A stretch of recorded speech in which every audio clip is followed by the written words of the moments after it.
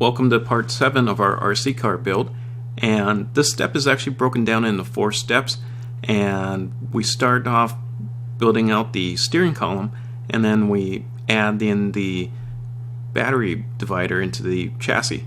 So this step marks the introduction to working with the chassis part. So let's go ahead and examine the steering components, and essentially we'll be using bag D essentially. So you need to grab bag D and start separating out the components. So, and also this should be noted that we're going to break down the steering build into like 4 little steps in here, and they're all included in this video. So essentially what you want to do is just tackle the steering posts first, and we're going to go ahead and start building out the steering post with the servo saver. So, and also just so you note is that later on there might be hop-up parts for the servo saver. It's just that essentially the servos, there's a lot of different ways of doing this, and a lot of third-party companies just love making hop-up parts for the servo savers. Whoops, it's I'm just hand tightening these for right now, just to lay down the groundwork here, and pretty much it's I always find it kind of just disorientating identifying which part is going to be the servo saver. But just so you know, Team Associated does make it a little easier for you in that all the parts are keyed and all the parts are in the right bags. So just be a little patient with it. It feels awkward, admittedly, when you're building out the steering brace column, but everything is keyed and everything is set up to go just one way. So one of the points of confusion is that the ball stud, it doesn't help that all the ball studs are included in the same bag. So for this steering post, you want to locate the shortest ball stud to use, and it's just to note that there are 2 longer ball studs in there, and they go for the steering brace. But for the ball stud for the servo saver, that's the smaller one. Also, just so you note that the spring, as you're loading the spring into the servo saver, you might have a little trouble tightening it down. If you're trying to press it down by hand, it may not push all the way down, it may not catch. What you might need to do is you might need to pull like your pliers and just kind of squish the spring a little bit, just to weaken it a little bit, enough so that you could actually push down on that nut and tighten it down. And just so you note that I'm trying to do this by hand and it's not quite fitting in. So if this doesn't work out by hand, don't feel that you have to do everything by hand. Feel free to pull out the spring and then just squish it down once or twice with the clamp to just to, you know, tension it a little bit more so that you could actually lock it down with the locking nut. So once this is done, we'll move on to step 2. But just so you know, you should also, when you're doing this step, you should also work on a pit mat of some type, or a magnetic mat is my choice. Just because anytime you're pressing down on the spring, there is always the danger of your parts flying off if they're not fitting on. But just to show you, finally did get it on, and you want to just torque down this nut down so that the spring is only exposed to 1 millimeter. So it's going to go ahead and just tension out the spring, and then you want to keep tightening the spring until you get down to like 1 millimeter.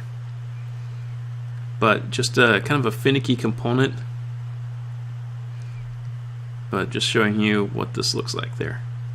Alright, so now we're going to go ahead and move on to our steering rack, and I just want to point out to you with the steering rack, there's you have these carrier bushings, and then you also have ball bearings as well too. When you're going to be using this with the steering rack within this step 2 step. And just so you note is that when you do pick the ball bearings, you should pick the ones with the smaller holes. There's going to be 2 sets of ball bearings, one with a larger hole and one with a smaller hole, and you just need to go with the ones that have the smaller holes when you compare the 2 ball bearings. And this is because the screws need to fit through this, so it is just essential that you get that set up. Also, for the steering rack, you need to use the longer ball studs. So as you're tightening it down, make sure that you're setting this up with the longer ball studs. And it is it's a fairly quick build, fairly simple build. Just make sure you have everything in the proper orientation. That is the only difficult part in this build, is that it's easy to get it flipped upside down because you really don't have a point of reference. But just double check that you do have the parts in the correct orientation, and just show you what that's going to look like. Then you're ready to connect this to the steering posts. So trying to connect the steering rack to the steering posts, and just be a little patient, as this part is going to take you a little time to complete. And there we have it. Next, we're going to go ahead and get our steering brace on there, the steering post on there. So I'm going to go ahead and just turn this over, the chassis, and so I apologize for this part being just slightly off frame here, and it's just trying to get that part screwed in. And once we get this screwed in, we'll be using the ball bearings with the larger holes, and that's the ones that we'll be using. And let's get this back into frame here. And it's just more difficult to do this with one hand here. There we go. Let's go ahead and screw this in. And it's a little bit more difficult because I'm using my Weehaw wrench. The hoodie wrench I highly recommend. It's the longer handle, gives you more torque and torsion. So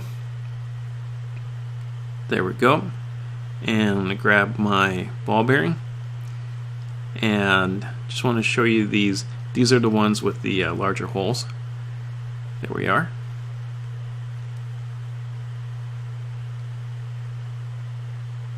So you have larger holes and smaller hole ones. So you just need to make sure you're grabbing the right ones. So the ones that actually go in this steering column post, these are the ones with the smaller holes. So those are going to go in there first. So I need to put in the smaller hole ball bearings in here.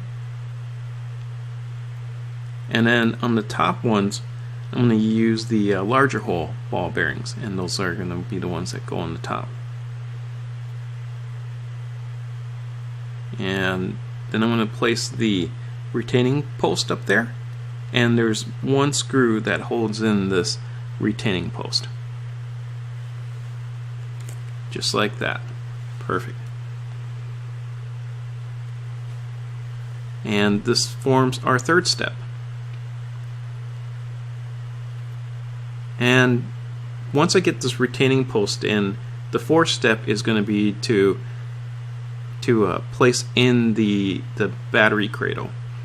But getting a little ahead of myself, so I'm going to finish screwing this part in.